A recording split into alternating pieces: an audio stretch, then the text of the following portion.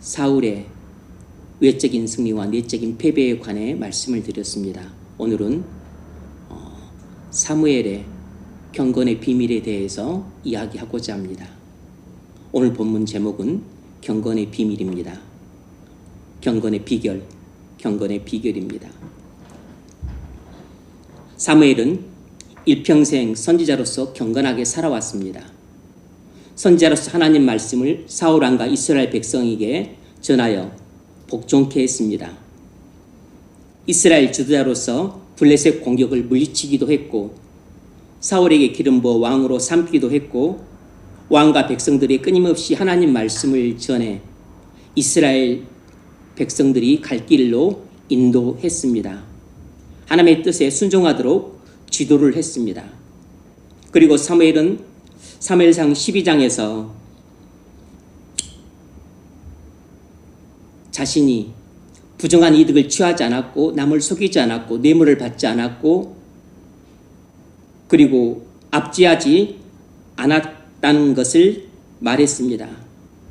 그러니까 자신은 자식 문제 외에는 이스라엘 백성들로부터 비난받을 만한 짓을 한 적이 하나도 없다는 것입니다. 자식 문제에 있어서는 허물이 있었죠. 그러니까 사무엘도 허물이 없었던 건 아닙니다. 이렇게 사무엘은 선지자로서 경건한 생활과 경건의 능력을 갖춘 지도자였습니다. 사무엘의 이런 경건의 비결이 어디에 있었을까요? 그건 오늘 본문에 분명히 드러나는데 하나님 말씀이 사무엘에게 계속해서 임했기 때문입니다. 하나님 말씀이 우리에게도 계속해서 임한다면 우리도 사무엘처럼 경건한 사람으로서 일생을 살아갈 수 있습니다. 사무엘상 3장 10절을 보면 여호와께서 임하여 서서 사무엘아 사무엘아 부르시는지라 사무엘이 가로되 말씀하옵소서 주의 종이 듣겠나이다. 여호와께서 사무엘에게 이르시되 하면서 엘리 집안에 일어날 일을 어린 사무엘에게 말합니다. 그때부터 여호와의 말씀이 사무엘에게 임하기 시작했어요. 그때부터 비로소 진정으로 사무엘은 경건한 사람으로 변해갔던 겁니다. 우리는 하나님 말씀이 우리에게 임하기 시작하면서부터 우리 마음은 경건한 상태로 변해가고 그리고 경건한 삶을 살기 시작하고 경건의 능력들이 나타납니다. 우리가 경건한 사람이 되느냐 못 되느냐는 하나님 말씀이 내게 임하느냐 임하지 않느냐에 달려있다 말할 수 있습니다. 사무엘상 8장을 보면 이스라엘 장로들이 사무엘에게 왕을 달라고 요청합니다. 심히 불쾌했지만 사무엘은 하나님께 기도합니다. 그러자 사무엘의 기도를 듣고 하나님께서 사무엘에게 응답하여 말씀하십니다. 여호와께서 사무엘에게 이르시되 백성이 내게 한 말을 다 들으라. 사무엘이 기도할 때 하나님께서는 하나님의 말씀을 사무엘에게 들려주셨습니다. 여기에 경건의 비결이 있는 것입니다. 또 9장을 보면 사무엘이 사울을 만나기 전날 하나님 말씀이 사무엘에게 임합니다. 9장 15절 사울에 오기 전날 여호와께서 사무엘에게 알게 하여 가라사대 내일 이맘때 내가 베냐민 땅에서 한 사람을 보내리니 너는 그에게 기름 부어 내 백성 이스라엘의 지도자를 삼으라. 하나님 말씀이 사무엘에게 임한 것입니다. 이와 같이 사무엘이 일평생 경건한 생활과 경건한 능력을 갖추고 살 수 있었던 가장 중요한 비결은 하나님 말씀이 사무엘에게 임했기 때문입니다. 물론 하나님 말씀이 사무엘에게 임했다는 것은 당시 하나님 선지자들에게 특별히 임한 하나님의 계시입니다. 오늘 본문도 보면 사무엘의 경건의 비밀이 바로 하나님 말씀이 사무엘에게 임한다는 데 있다는 사실을 여실히 보여줍니다. 오늘 본문 10절부터 11절 중반까지 10절부터 11절 중반까지 보면 여호와의 말씀이 사무엘에게 임하니라. 여호와의 말씀이 사무엘에 임하니라 선언하고 있죠. 여기서 모든 일이 시작되는 것입니다. 사울 왕이 하나님 말씀을 불순종해서 아말렉을 진멸하지 않았다는 사실도 당시 사무엘로서는 알 수가 없었어요. 전장에 가지 않았으니까. 그런데 하나님 말씀이 사무엘에게 임함으로 사무엘은 전장에 가지 않았지만 전장에서 무슨 일이 일어나는지 속속들이 알고 있었습니다. 왜냐하면 하나님이 말씀으로 사무엘에게 말씀해 주셨기 때문에. 그리고 사무엘이 또 해야 될 일이 무엇인지 하나님이 말씀해 주신 것입니다. 여호와의 말씀이 사무엘에게 임하니라. 가라사대 내가 사울을 세워 왕 삼은 것을 후회하노니 그가 돌이켜서 나를 좇지 아니하며 내 명령을 이루지 아니하였음이니라. 이렇게 하나님이 사무엘을 찾아와 말씀하신 것입니다.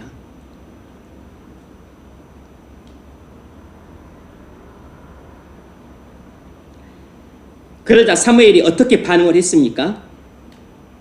하나님 말씀이 사무엘에게 임하자 사무엘의 반응은 이 사무엘상 15장에 보면 세 가지로 나타납니다. 첫 번째 반응이 뭐냐면 사무엘이 하나님과 마음을 같이 합니다. 이 사실이 뭘 보여주냐면 사무엘이 정말로 경건한 마음을 가진 사람이라는 사실을 보여주는 것이죠. 사무엘이 하나님과 마음을 같이 해요. 하나님이 사울을 왕 삼은 것을 슬퍼한다 이렇게 말씀하시자 사무엘도 똑같이 그 말을 듣고서 마음이 너무 괴롭고 아프고 슬퍼서 근심 중에 밤을 지새우면서 울부짖고 기도를 합니다. 이건 사무엘의 마음이 하나님의 마음과 같다는 뜻이에요. 그러니까 사무엘의 마음이 하나님의 마음과 같다는 것은 그만큼 경건한 마음을 갖고 있다는 것이죠. 사무엘은 하나님과 연합되어 있었기 때문에 하나님의 마음이 사무엘에게 고스란히 전달이 된 것입니다. 여러분, 우리가 하나님과 연합되어 있고 그래서 우리가 정말로 경건한 사람이라면 하나님과 마음을 같이 합니다. 하나님이 근심하면 나도 근심하고 하나님이 고통스러워하고 슬퍼하시면 나도 고통스러워 슬퍼하고 하나님이 기뻐하시면 나도 기뻐하고 하나님이 웃으시면 나도 웃는 것입니다. 사무엘이 하나님이 근심했을 때 자신도 근심하고 괴로워서 울며 밤새도록 부르짖었던 것이에요. 이것이 바로 진정으로 경건한 사람의 모습입니다. 사무엘의 두 번째 반응은 하나님의 말씀이 사무엘에게 임했을 때 사무엘의 두 번째 반응은 하나님 말씀을 사울에게 전했다는 것입니다. 16절 사무엘이 사울에게 이르되 간밤에 여호와께서 내게 이르신 것을 말하리이다.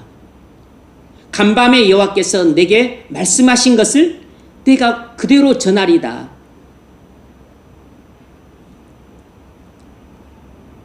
하나님의 종인 우리 목사들이 해야 될 일은 뭐냐면 사무엘처럼 하나님의 말씀을 듣고 그 말씀을 하나님 백성들한테 그대로 전하는 것입니다.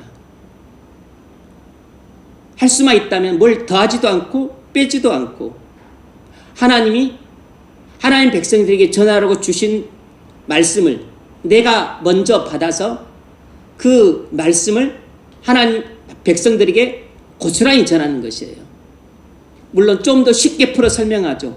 좀 더 이해하기 쉽게 예를 들 수 있습니다. 하지만 하나님이 내게 말씀하신 가장 중심적인 뜻은 변절시키지 않고 그대로 전하는데 사무엘의 사명이 있었던 것처럼 오늘날 하나님의 종인 목사들의 사명도 거기에 있습니다. 그러면 사무엘 선지자가 사울 왕을 하나님이 주신 말씀으로 책망을 합니다. 사무엘은 하나님께서 자신에게 해주신 말씀을 가지고 그대로 사울의 왕의 그 불순종에 대해서 책망을 해요.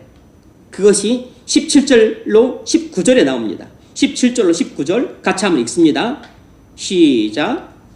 사무엘이 이르되 왕이 스스로 작게 여길 그때 이스라엘 지파의 머리가 되지 아니하셨나이까. 여호와께서 왕에게 기름을 부어 이스라엘 왕을 삼으시고 또 여호와께서 왕을 길로 보내시며 이르시기를 가서 죄인 아말렉 사람을 진멸하되 다 없어지기까지 치라 하셨거늘 어찌하여 왕이 여호와의 목소리를 청종하지 아니하고 탈취하게만 급하여 여호와께서 악하게 여기시는 일을 행하였나이까. 아멘. 하나님이 아말렉을 하나도 남기지 말고 다 진멸하라고 명했는데 왜 하나님 말씀을 청종하지 않았느냐고 사울 왕을 심히 꾸짖었습니다. 선지자로서 경건한 모습이죠. 사울 왕을 두려워하지 않고 또 자기를 죽일 수도 있는데도 불구하고 겁내지 않고 사울 왕을 하나님이 주신 말씀의 채찍을 가지고 내리칩니다. 하나님 말씀의 몽둥이로 그의 종아리를 사정없이 후두려 패요. 네가 불경건한 사람이다. 네가 하나님 말씀에 불순종하는 죄를 저질렀다. 왜 죄를 저질렀냐? 왜 하나님 말씀대로 하지 않았냐? 이렇게 엄히 꾸짖습니다. 제가 하나님 종으로서 경건한 마음을 갖고 있다면 여러분들이 막 성을 낼까 화를 낼까 두려워하지 않고 하나님 말씀으로 여러분의 죄를 책망하라고 말씀을 주셨으면 죄를 책망해야 됩니다. 여러분의 비유를 맞추고 여러분 구미에 맞는 말로 또 여러분을 기분 좋게 하려고 하지 않고 여러분들의 그 불순종과 또 여러분들의 그 불경건함과 불의에 대해서 하나님이 꾸짖으라고 말씀하시면 그대로 전하는 것이 그래서 여러분들이 기분을 상하게 할지라도 그렇게 하는 것이 하나님의 종으로서 경건한 태도인 것입니다. 세 번째 사무엘의 반응은 사무엘이 받은 하나님 말씀대로 사울 왕이 폐위가 된다는 사실입니다. 23절 하반절을 보면 왕이 여호와의 말씀을 버렸으므로 여호와께서도 왕을 버려 왕이 되지 못하게 하셨나이다. 하나님은 간밤에 사무엘에게 말씀으로 찾아오셔서 사울이 내 말씀을 버렸으므로 나도 사울을 버려 왕이 되지 못하게 하겠다고 들은 말씀대로 사울에게 전해서 사울 왕을 하나님 폐위시키겠다고 하나님의 심판을 선언합니다. 그리고 그대로 하나님은 사울 왕을 폐위시켜서 더 이상 사울에게 찾아오질 않아요. 사무엘이 전한 말씀대로 그대로 이루어집니다. 경건의 능력이 나타난 거죠. 사무엘이 하나님과 마음을 같이 하는 경건한 마음과 하나님 말씀을 전함으로 사울의 죄를 심히 꾸짖는 경건한 모습과 그가 전한 하나님 말씀대로 사울 왕이 폐위되는 경건한 능력이 나타났습니다. 사무엘의 이런 경건의 비결이 어디에 있었나요? 하나님 말씀이 사무엘에게 임했기 때문입니다. 우린 이런 사실을 통해 뭘 알 수 있죠? 경건의 비결은 하나님 말씀이 들리는 것이라는 것입니다. 경건의 비결은 하나님 말씀이 들리는 데 있다는 것입니다. 다시 말하면 하나님 말씀이 우리 귀에 들리지 않으면 우리는 경건해질 수 없다는 것이에요. 하나님 말씀이 사무엘에게 임한 것은 당시 선지자들에게 임했던 하나님의 특별 계시였습니다. 오늘날은 하나님의 특별 계시는 종결되었어요. 신약 성경이 완성됨으로써 더 이상 하나님의 특별 계시는 우리에게 임하지 않습니다. 그럼 오늘 본 말씀은 우리에게 상관없는 것일까요? 아닙니다. 원리는 그대로 적용이 됩니다. 하나님의 계시가 그 당시처럼 오늘날에 임하지는 않지만, 그러나 하나님의 계시로서의 말씀은 아니지만, 그러나 성령의 감동을 통한 하나님의 말씀은 그 당시와 똑같은 원리로서 우리에게 임한다는 사실입니다. 오늘날 우리가 들을 수 있는 하나님 말씀은 무엇일까요? 특별 계시로서 하나님 말씀이 아니고 성령의 역사를 통해 우리 영적인 귀에 들리는 하나님 말씀입니다. 성령의 감동을 통한 하나님의 말씀은 오늘날에도 우리 귀에 들리는 것이에요. 이 말씀이 우리 귀에 들릴 때 비로소 우리는 경건한 사람이 될 수 있습니다. 이 말씀을 계속해서 들을 때 우리는 경건한 사람이 될 뿐만 아니라 경건한 사람으로서 경건한 마음을 품을 수 있고 경건한 생활을 유지해 갈 수 있고, 그리고 경건의 능력이 비로소 나타나는 것이에요. 여러분에겐 하나님 말씀이 임하고 있습니까? 그게 중요한 것입니다. 그게 여러분의 경건과 불경건을 좌우하는 것이에요.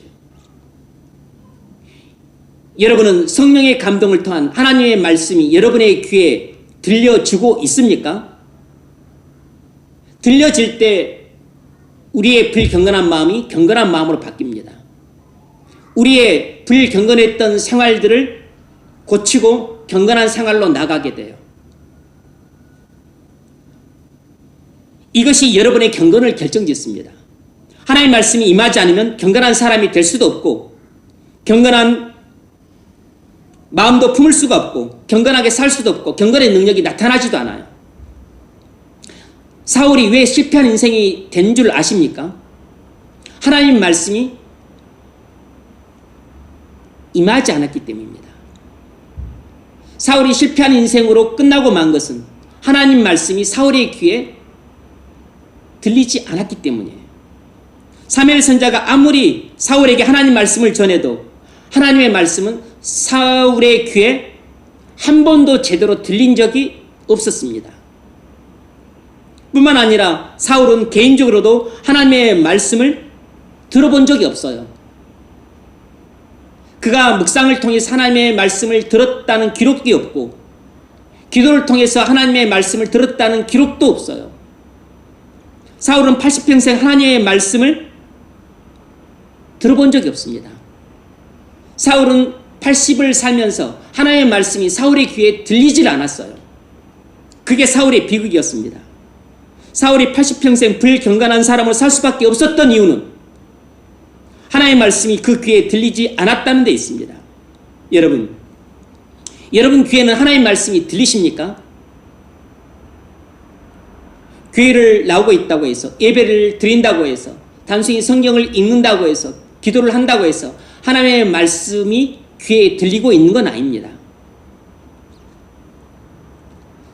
지금 여러분은 제가 전하는 하나님의 말씀을 듣고 있어요. 육적인 귀로 듣고 있는 것이죠. 문제는 영적인 귀에 쟁쟁이 하나님의 말씀이 울려 퍼지느냐 하는 것입니다. 성령의 감동을 통해 하나님의 말씀이 여러분의 귀에 들려지느냐 하는 것입니다. 성령의 감동을 통해 하나님의 말씀이 여러분의 귀에 들려질 때 그때 은혜가 되고, 은혜가 될 때 마음속에 이전에 없던 새로운 믿음이 생기고, 그래서 새로운 순종을 할 수 있게 됩니다.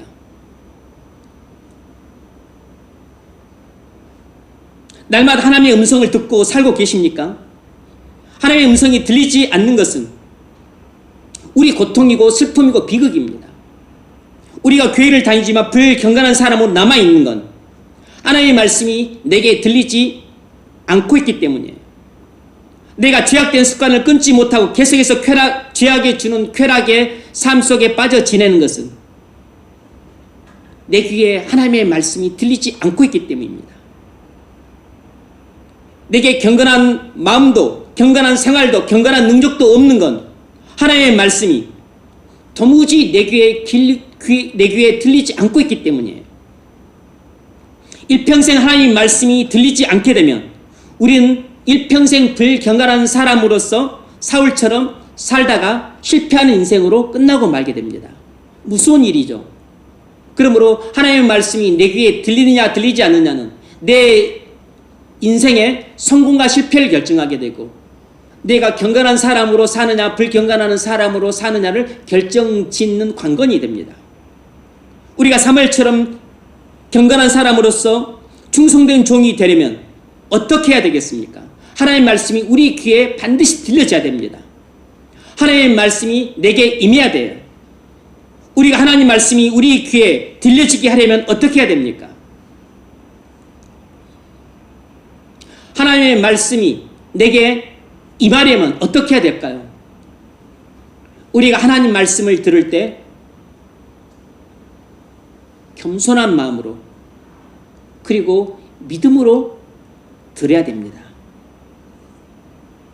겸손히 하나님의 말씀을 믿음으로 청정할 때 하나님의 말씀은 내 귀에 들려지게 됩니다.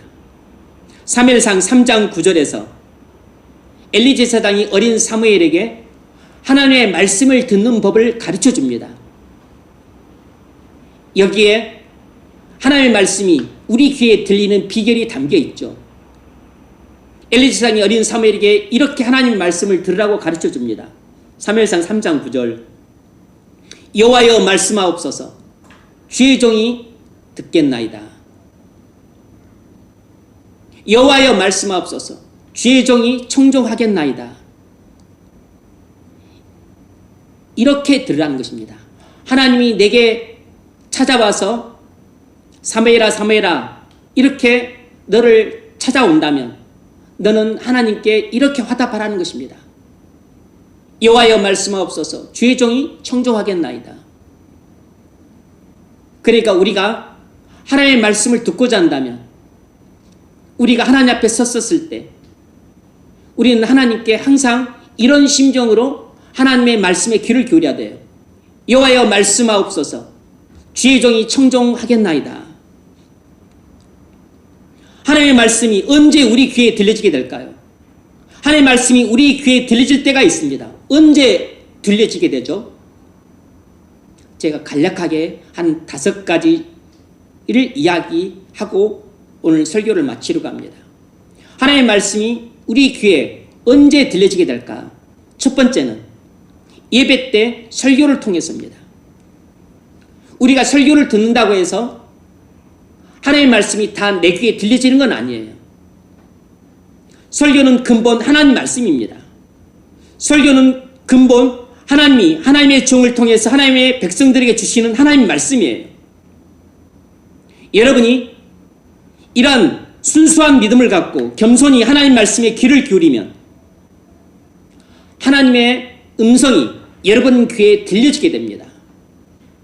여러분이 사무엘처럼 여호와여 말씀하옵소서, 주의 종이 청종하겠나이다, 이렇게 겸손한 마음을 갖고 믿음으로 하나님의 말씀에 화답을 하게 되면 그동안 안 들려졌던 하나님의 말씀도 여러분 귀에 쟁쟁이 들려지게 돼요. 하나님의 말씀이 내 귀에 들려질 때 내 마음 안에 이전에 없던 새로운 믿음이 생기고, 이전에 없던 새로운 결심을 하게 되고, 이전에 하지 않았던 새로운 행동을 하게 됩니다. 이처럼 하나님 말씀이 내게 들려지게 되면 나는 은혜를 받고 새로운 마음을 품고 그리고 새로운 행동을 하면서 새로운 생활로 들어서게 되는 것이에요. 그렇게 불경건한 사람이 경건한 사람으로 변화가 되는 것입니다.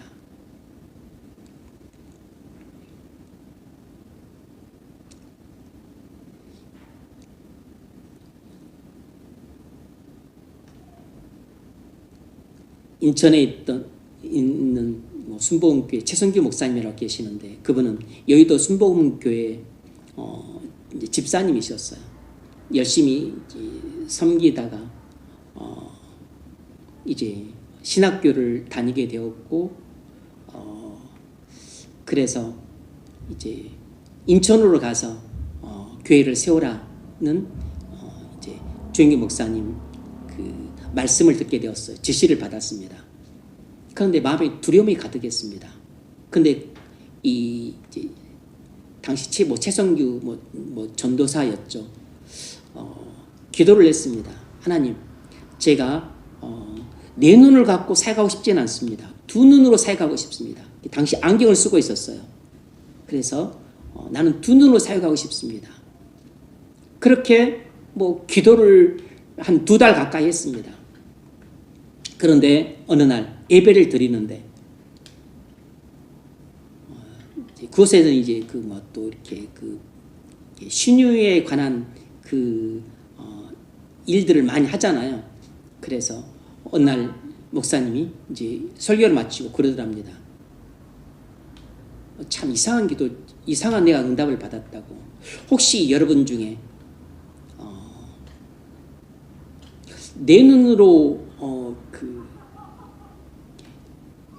사역하지 않고 두 눈으로 하나님 일을 하고 싶다고 기도하신 분이 있다면 오늘 그분은 이제 내 눈이 아니고 두 눈으로 하나님 일을 하시게 될 겁니다.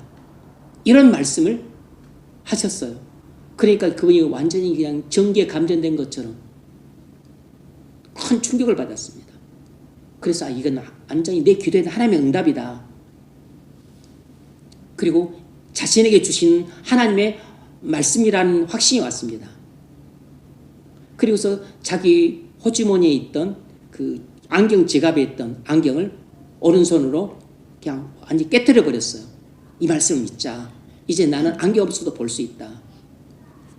그리고서 실제로 이제 안경 없이 이렇게 성경을 보는데 보이는 것입니다.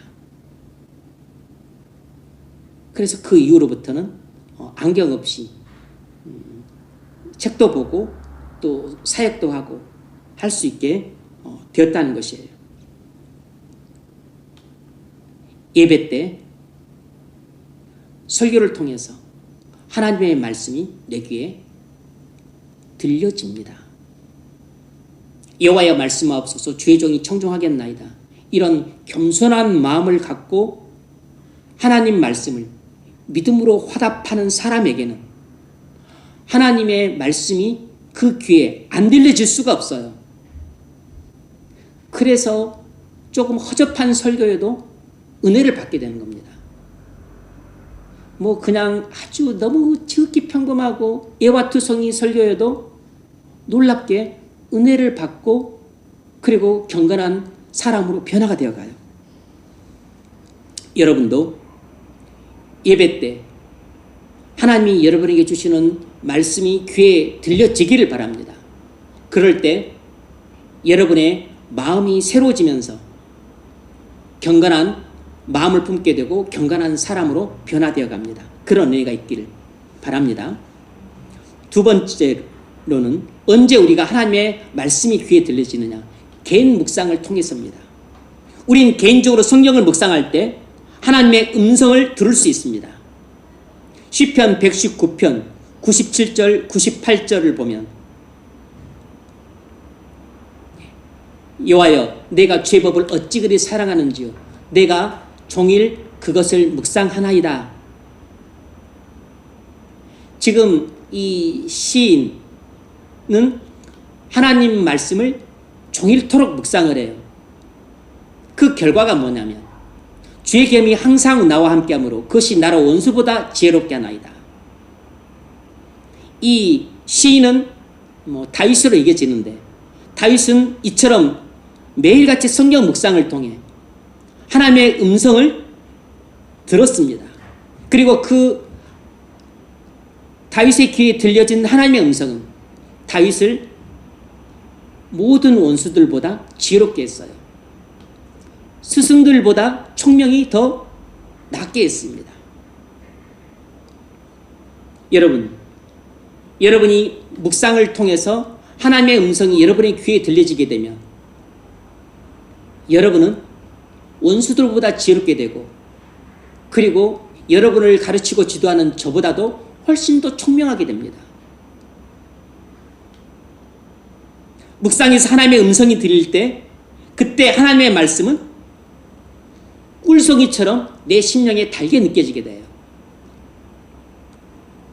시편 119편 103절, 주의 말씀의 맛이 내게 어찌리 단지요 내 입에 꿀보다 더하니이다. 여러분들이 설교를 들을 때 그것이 하나님의 말씀으로 내게 들려지지 않으니까 말씀이 너무 메마르고 건조하기만 느껴지고 차갑고 그리고 냉랭하게만 다가오는 것입니다. 지루하고 적게 설교가 들려지는 것은 그 말씀이 내 귀에 하나님의 음성으로 들려지지 않기 때문이에요. 여러분이 성경을 읽을 때에도 지루해서 못 읽는 것은 그 성령이 하나님의 말씀으로 내게 들려지지 않고 있기 때문입니다. 여러분들이 성경을 묵상하는 것이 유익되고 복되다는 것을 알면서도 불구하고 성경을 매일같이 꾸준히 묵상하지 않고 묵상하는 것이 힘들고 어렵고 지겨운 것은 성경을 묵상해도 그 하나님의 말씀이 내 귀에 들려지지 않기 때문이에요. 이것이 하나님의 말씀으로 내 귀에 들려지기만 하게 되면 우리 심령은 그 하나님의 말씀을 꿀송이처럼 달게 여기기 때문에 꿀처럼 달콤한 것은 우리가 종일토록 퍼먹어도 지루하지 지겹지 않은 것이에요. 그리고 그 말씀이 나를 지롭게 만들고 총명하게 만들고 그리고 내게 사랑을 주고 희락을 주고 화평을 주는데 어떻게 해서 내게 이런 신령한 복을 주는 하나님 말씀을 내가 묵상하지 않고 그날을 넘어가겠어요? 넘어갈 수가 없는 것입니다. 그래서 개인적으로 성경 묵상을 통해 하나님의 음성을 듣는 사람들은 경건한 마음을 품게 되고 경건한 생활을 할 수 있게 되고 그리고 경건한 능력을 구비하게 되는 것입니다. 그래서 경건한 사람들은 자신의 경건을 지키기 위해서 누가 시키지 않아도 묵상을 꾸준히 하게 됩니다. 왜냐하면 묵상을 통해서 하늘에서 내려오는 모든 신령한 복락을 차고 넘치도록 받고 있기 때문에 이 은혜의 보고이자 신령한 복락의 보고인 이 묵상을 안 할 수가 없는 것이죠.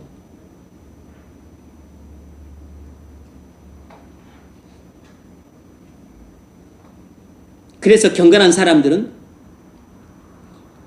신령한 복락을 받고 그리고 은혜를 얻기 위해서 날마다 말씀을 묵상합니다. 시편 119편 148절, 주의 말씀을 묵상하려고 내 눈이 야경이 깊기 전에 깨었나이다. 이렇게 노래하는 데는 다 나름의 이유가 있는 것입니다. 이 다윗은 주의 말씀을 묵상하기 위하여 이른 새벽에 눈을 뜬다는 것입니다. 3시부터 5시 그 사이에 항상 일어난다는 것이에요. 아니 고작 하나님의 말씀을 묵상하기 위하여 그 달콤한 잠을 버리고 일어난다는 말인가? 그렇습니다. 그럴 만한 가치가 있기 때문이에요. 왜냐하면 묵상을 통해서 하나님의 말씀을 듣는 것은 자신의 생명보다 귀하기 때문입니다. 자신의 황금보다 더 값어치가 있기 때문이에요.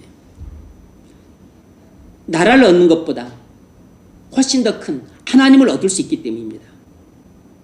여러분은 어떻습니까? 개인 묵상을 통해서 하나님의 말씀을 듣고 있습니까? 여러분은 성경을 묵상할 때 하나님의 말씀이 마음에 임하십니까? 그때 우리의 마음이 녹아지게 됩니다. 하나님의 말씀을 통해서 내게 찾아오세요. 내 마음을 두드리고 찾아오실 때 우리의 가슴이 흥분을 하게 됩니다. 우리의 가슴이 감격으로 넘치게 돼요. 우리의 마음이 녹아진다는 것을 경험을 하게 됩니다. 하나님이 찾아오셔서 하나님의 말씀이 내 귀에 들려지게 될 때 우리는 막 흥분을 하게 되고 그리고 감동을 받게 되고 그리고 눈물을 흘리게 되고 그리고 마음이 완전히 카타르시스를 경험하게 돼요. 영적인 카타르시스를 경험하게 됩니다. 그리고 영적으로 정화가 돼요. 그리고 완전히 새로운 마음을 품게 됩니다.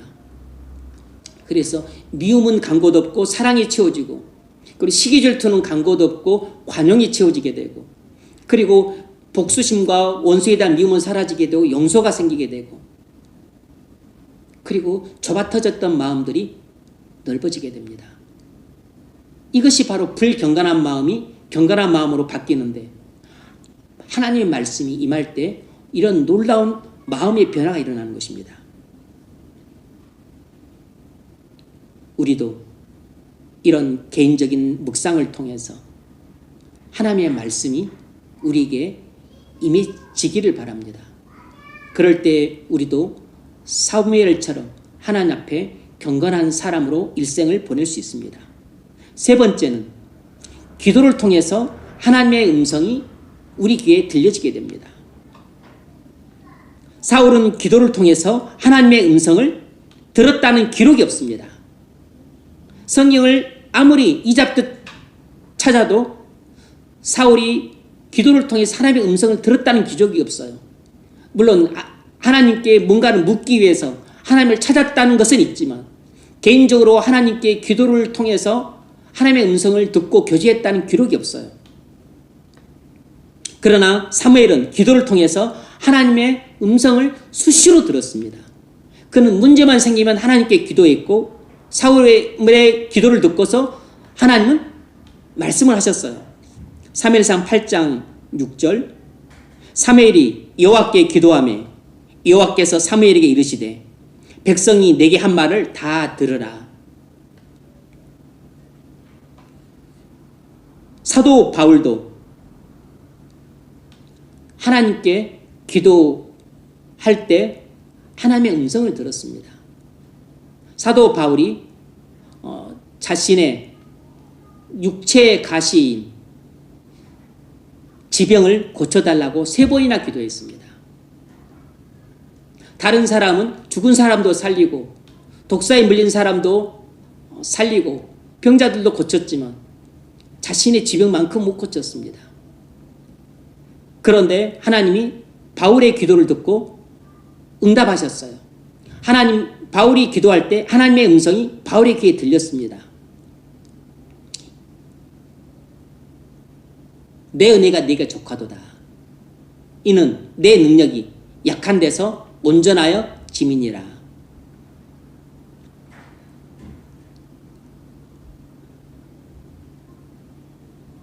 사울도 다메섹 도상에서 하나님의 음성이 들리면서 불경건한 사람에서 경건한 사람으로 환골탈태를 했어요. 이처럼 우리는 하나님의 음성이 들릴 때 그 한 번의 경험으로도 우리는 예수 그리스도를 믿게 되고, 그리고 거듭나게 되고, 그래서 불경건한 사람에서 경건한 사람으로 존재의 변화가 일어나게 됩니다. 그런데 이런 일은 한 번만으로 충분한 게 아니에요. 우리가 경건한 마음을 지속적으로 품고 경건한 생활을 지속적으로 해 나가고, 그리고 경건의 능력을 지속적으로 구비해 나가려면 우리는 날마다 계속해서 하나님의 음성이 우리 귀에 들려져야 되는 겁니다. 여러분, 우린 기도할 때 하나님의 말씀이 우리 귀에 들릴 수 있습니다. 우리가 하나님의 말씀을 듣고자 한다면 기도하십시오. 물론 기도한다고 해서 하나님의 말씀이 귀에 들려지는 건 아닙니다. 그러나 하나님의 말씀이 귀에 들리실 때까지 기도를 하십시오.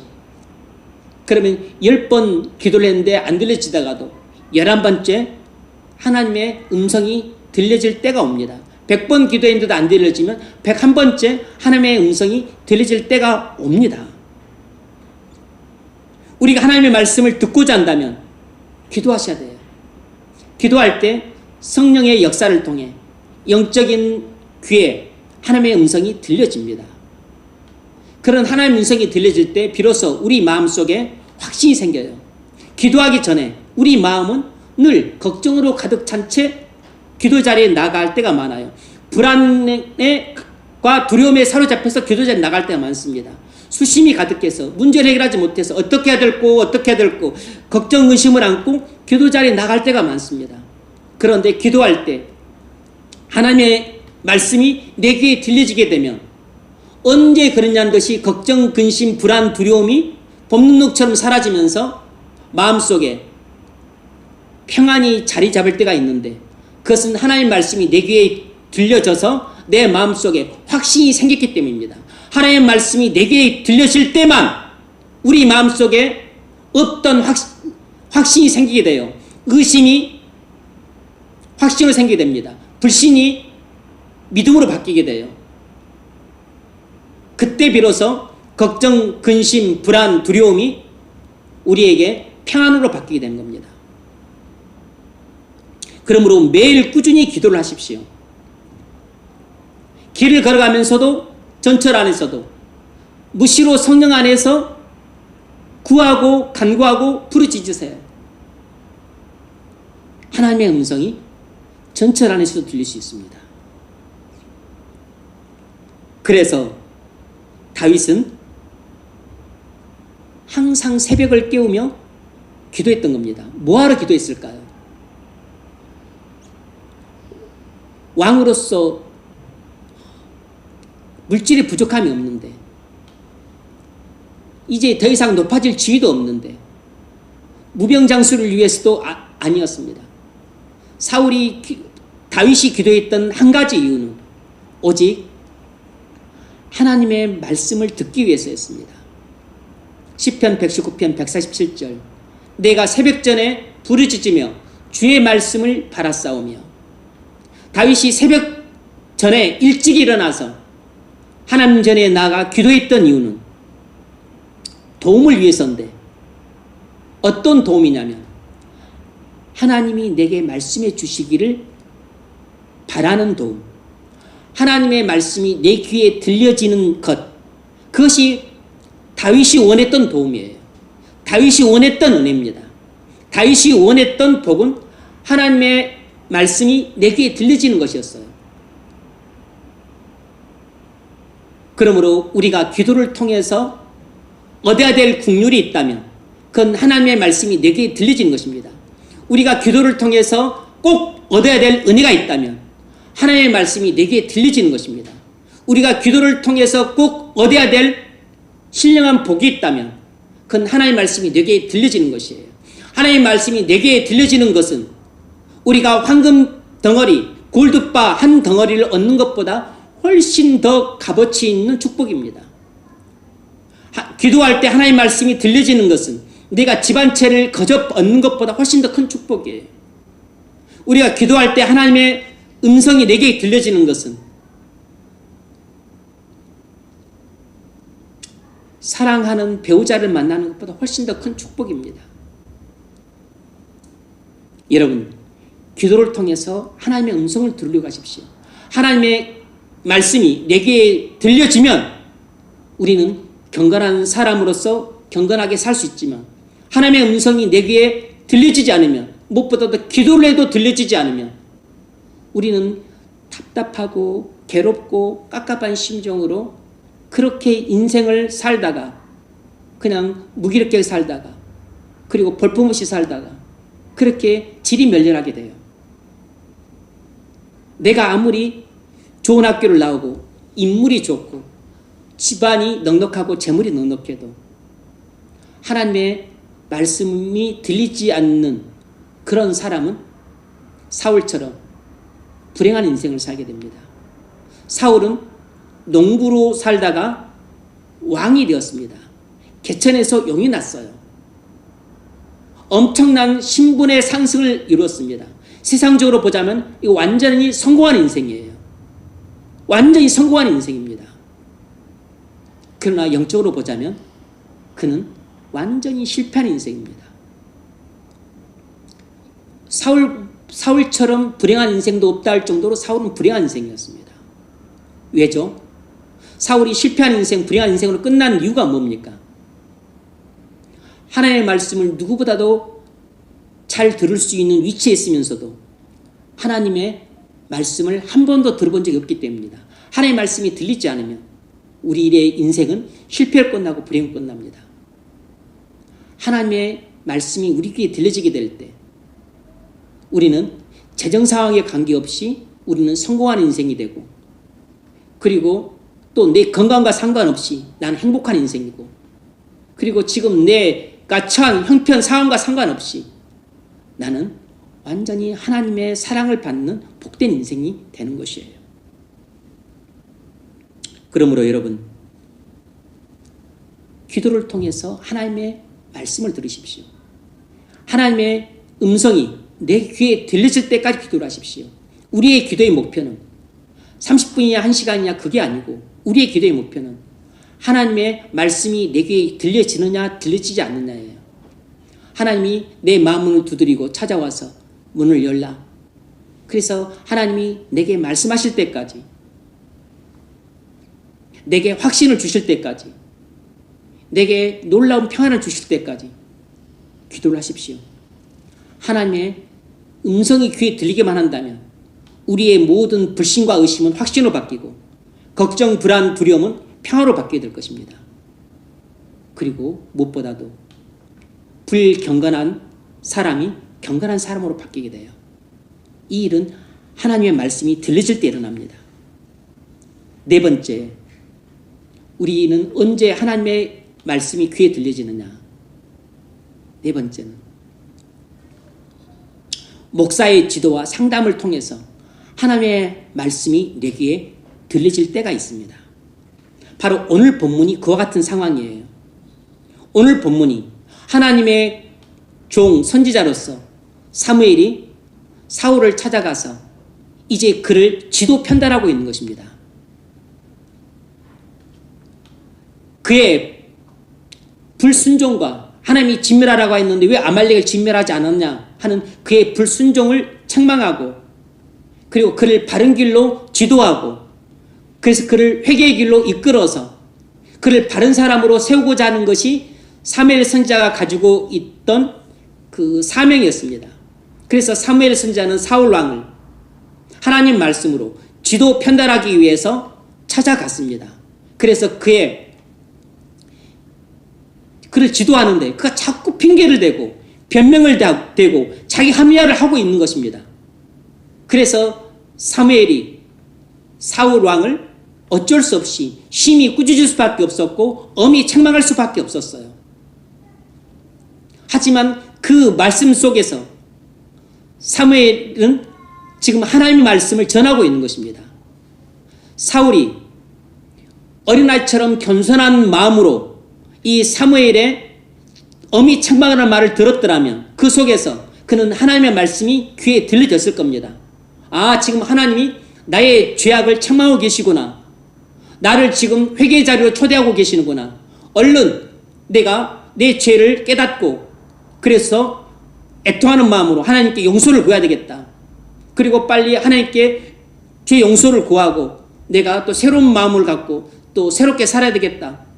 이렇게 죄를 버리고 하나님께 돌아오겠다는 이런 회개의 마음이 들었어야 됐는데 회개의 마음을 품지 못했던 이유는 사무엘이 아무리 사울왕에게 하나님 말씀으로 책망하고 꾸짖고 호통을 쳐도 이놈의 사울은 하나님의 말씀, 사울의 꾸짖는 말만 들렸지 사울의 지도 편달하는 말을 통해서 하나님의 말씀이 사울의 귀에는 들려지지 않았기 때문에 그는 끝내 회개할 마음을 품지 못했던 겁니다.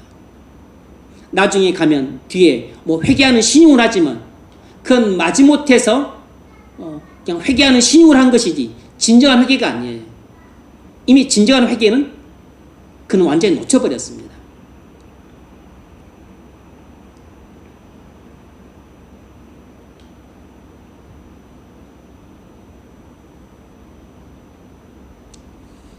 여러분, 하나님의 말씀이 들려지는 것은 설교나 묵상이나 기도만이 아닙니다. 하나님은 때때로 하나님의 종인 목사의 지도와 상담을 통해서 여러분에게 하나님의 말씀을 전합니다. 그러므로 여러분이 겸손히 목사의 지도와 상담을 받으면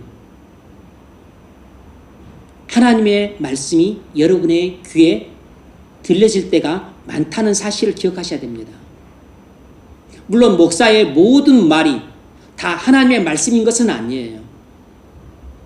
제 사사로운 견해도 있고 또 틀린 생각도 있을 수 있죠. 그러나 그냥 하나님께로부터 들은 말씀을 여러분에게 전할 때가 있습니다. 그리고 성경 말씀을 올바르게 여러분에게 적용시켜서 지도하고 설득할 때가 있어요. 그것은 완벽하게 하나님이 여러분에게 하시는 말씀입니다. 여러분이 어린아이처럼 겸손하고 순수한 마음으로 그리고 여러분에게 전하는 하나님 말씀을 믿음으로 받기만 한다면 그 말씀은 설교 말씀과 다를 바가 없는 거예요. 하나님의 말씀이 여러분에게 들려지게 됩니다.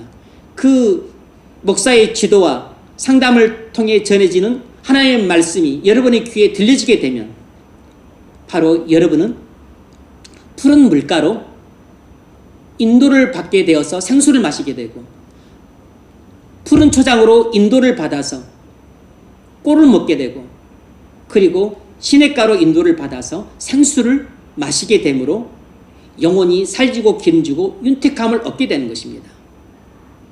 그래서 봄, 가을로 우리가 정기적인 신방을 하는데 그것은 단순히 무슨 통과 의례나 단순한 절기 절차가 아니에요.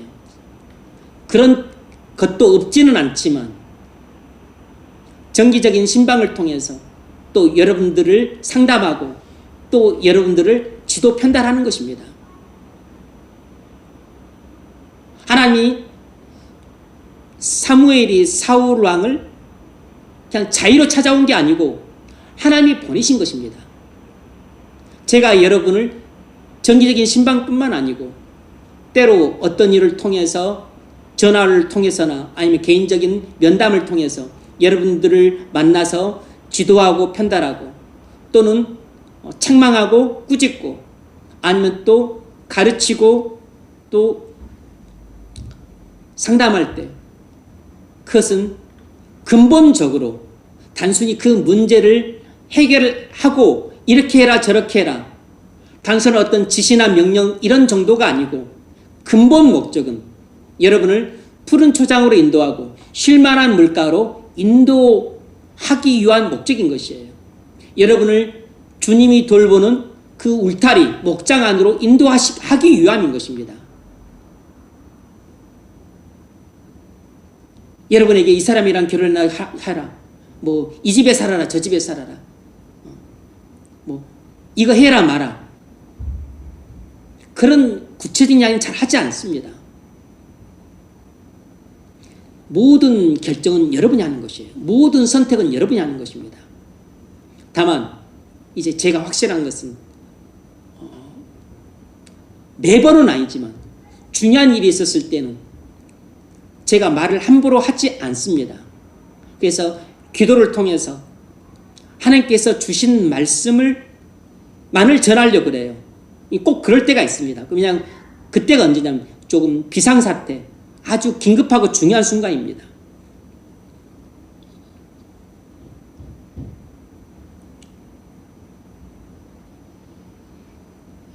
예전에 어떤 형제가 이름을 안 밝히는 게 좋을 것 같아서 어떤 형제가 이제 그 불신 자매와 그 사귄다는 이야기를 이제 들었습니다. 이제 그가 와서 이제 저한테 그 문제를 신방 때 이야기를 해요. 저는 이미 이제 뭐 들어 알고 있었지만 그냥 아무 말 않고 기다리고 있다. 본인이 와서 이제 이야기할 때까지 기다렸습니다. 이야기를 해요. 그래서 본인은 이런 생각을 갖고 있다. 이제 그래서 뭐 이전 섬기던 교회를 떠나서 아예 결혼 전부터 내가 섬기는 교회로 그냥 오려고 한다. 그리고 뭐 이런 자초적인 기획을 해요. 기도를 통해서 제가 받았던 말씀은 인간적으로 보면 목사로서는 고맙죠. 자기가 섬기던 교회를 떠나서 자매랑 함께 아예 그냥 처음부터 결혼 전부터 온다고 하니까 그의 어떤 충심을 충분히 이해할 수 있었죠. 그런데도 불구하고 제가 하나님께로부터 받은 말씀은 그런 게 아니었어요. 아 그래? 참 기특하다. 그런 생각 어려울 텐데 또 부모님 원치도 않으실 텐데 그리고 결혼 전이면 이 섬기던 교회에 있어야지 또 사람도 많이 오고 또 할 텐데 결혼하기 전에 또 섬기던 교회를 떠나버리면 목사님과 교회인들이 좋아할 리가 없죠. 부모님도 엄청 싫어하시겠죠. 그런데 그 일을 하겠다는 거예요. 본인도 결정한 것인데. 근데 이제 그런 게 중요한 게 아니고 문제는 하나님은 불신자와 멍에를 함께 하지 말라 그러는데 그런 것은 제쳐두고 교회를 옮기고 안 옮기고 그 문제보다 더 중요한 것은 불신자하고 결혼하는 그 문제인데 그 문제에 대해서 제가 그냥 하나님께 받은 말씀대로 그냥 지도를 했습니다. 자매가 엄청 충격이고 본인도 충격이겠지만 모든 것을 제로 베이스에서 시작을 해야 된다. 그래서 두 사람의 교제를 하지 마라 그런 것은 아니지만 결혼 문제는 좀 두고 생각을 해야 된다. 그래서 교회에서 신앙생활하고 또 믿음 생활을 하면서 계속 만남과 교제는 이어진다 할지라도 그래서 믿음이 자라가는 걸 보고 믿음이 생긴 것을 보고서 차차로 그렇게 해야지 교회를 이제 같이 옮기고 그러면 일단은 그냥 불신자매랑 결혼해도 되냐. 하나님은 그렇게 말씀하신 적이 없어요. 제가 하나님께로 받은 말씀도 그런 게 아니었습니다. 제가 이해한 성경 말씀은 또 하나님께서 제게 주신 말씀은 제로 베이스 시작하라는 것이에요. 교제를 끊으라 하지 말라는 것은 아니지만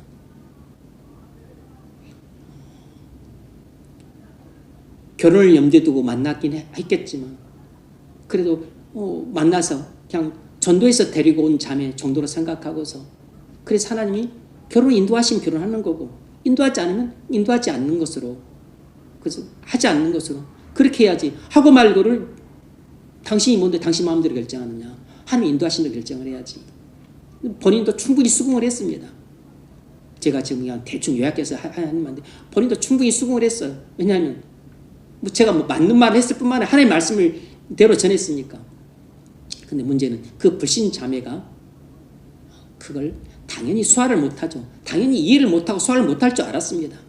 이건 믿는 사람조차도 이해를 못할 일인데 믿지 않는 사람이 어떻게 그걸 이해를 하고 소화를 하겠어요. 그래서 이제 아주 그냥 그 큰 갈등과 또 마찰이 있었던 것 같아요. 결과적으로는 좋지 않게 되었습니다. 일이. 결과적으로는 나중에는 두 사람 다 교회를 떠나게 되었는데 결과가 나쁘게 되었다고 해서 제가 전한 말씀이 하나님의 말씀이 아니었던 것은 아닙니다. 왜냐하면 하나님의 말씀을 전해도 우리 생각과는 다르게 결과가 좋지 않을 때가 많아요. 지금 사울 경우도 그렇습니다. 사무엘이 간밤에 하나님께로부터 직접 받은 말씀을 사울에게 전하고 있는데도 불구하고 사울은 이 사무엘의 말을 듣지를 않아요. 자기 죄를 겸손히 인정하고 깨닫고 회개해야 되는데 그거 하나를 못합니다.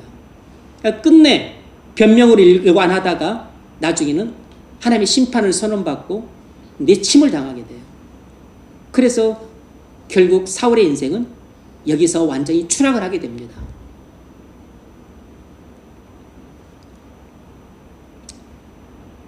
사무엘이 사울을 찾아와서 이렇게 하나님 말씀으로 지도하고 있는 것 자체가 아직까지도 하나님이 사울을 사랑하고 있다는 뜻입니다.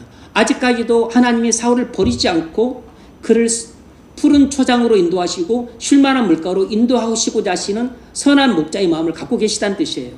그런데 이 양떼인 사울이 계속 그것을 거부하고 딴지를 걸고 변명하고 합리화하고 하니까 결국은 그가 내쫓김을 당하게 된 것입니다.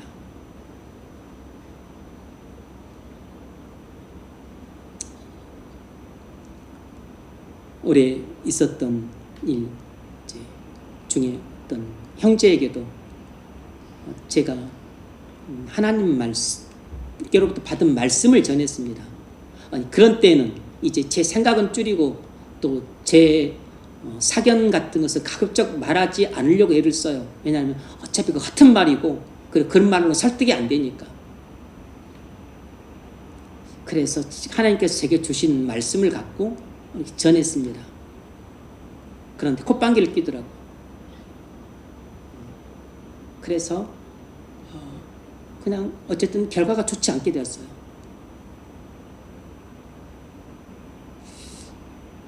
그런데 누구라고 말하기는 곤란하지만 그런 개인적으로 중요한 결정을 내려야 될 때, 그리고 본인이 내린 결정에 대해서 또 번복을 해야 될 때 하나님의 말씀을 제가 전했습니다. 하나님께서 제게 주신 그 말씀을 그냥 그대로 전했어요. 그런데 이 사람은 자기가 이미 내린 결정인데 번복하기가 쉽지 않을 텐데 그것을 다시 번복을 했습니다. 하나님 말씀이 그 사람의 귀에 들려진 것이죠.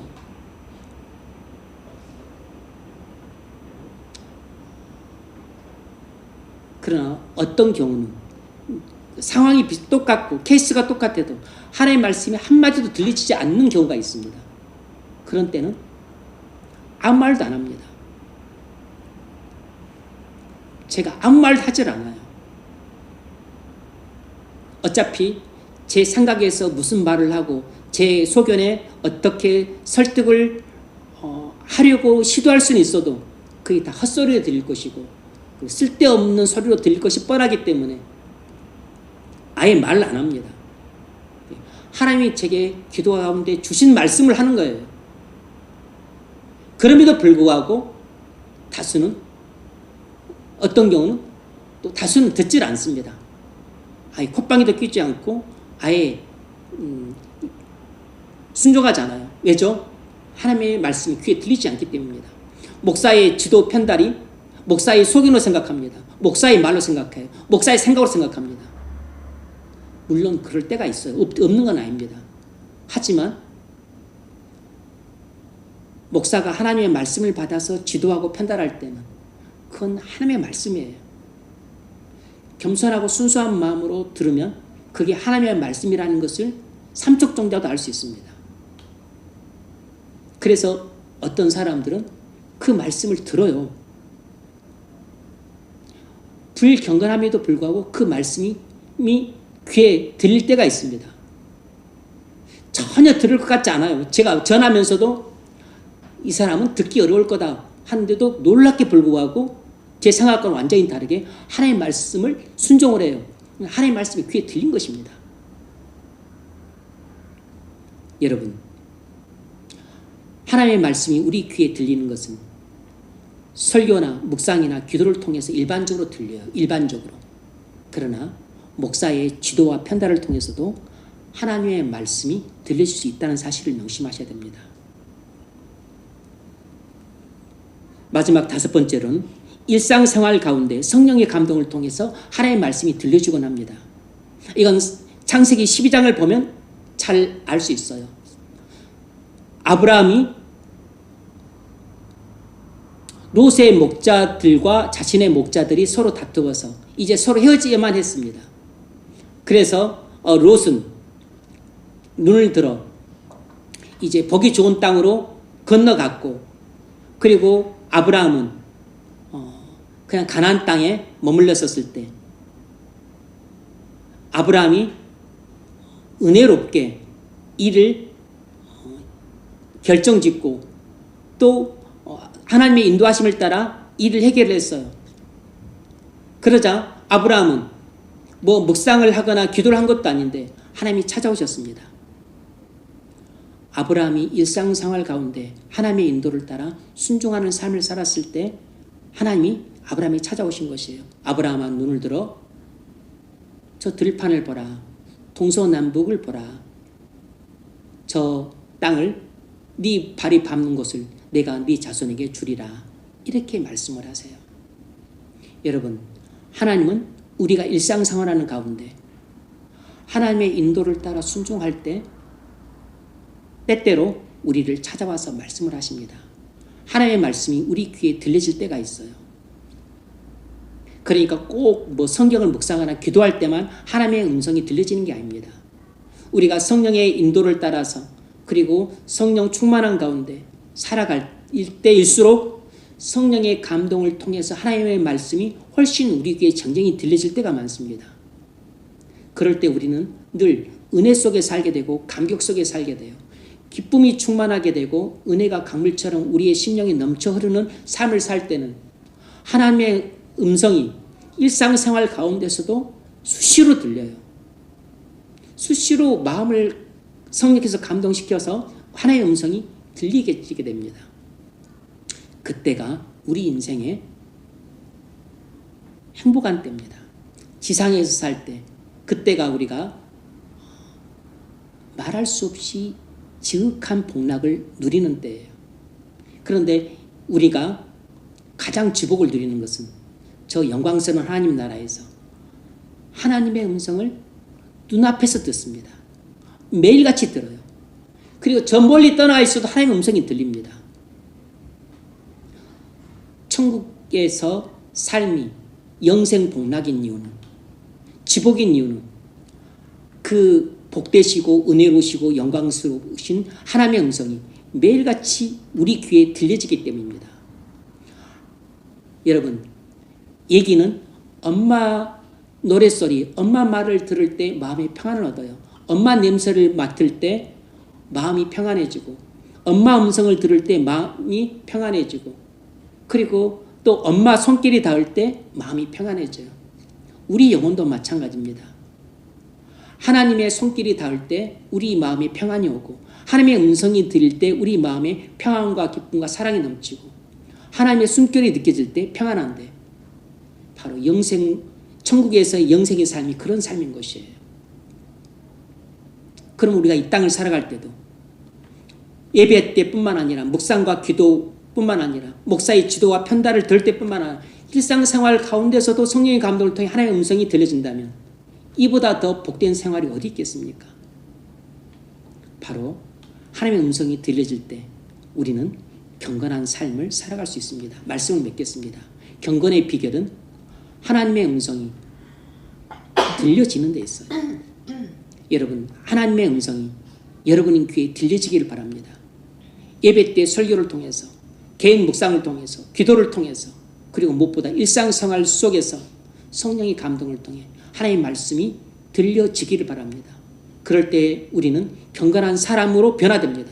뿐만 아니라 꾸준히 경건한 마음 품고 경건한 생활을 하면서 경건의 능력이 나타날 수 있어요.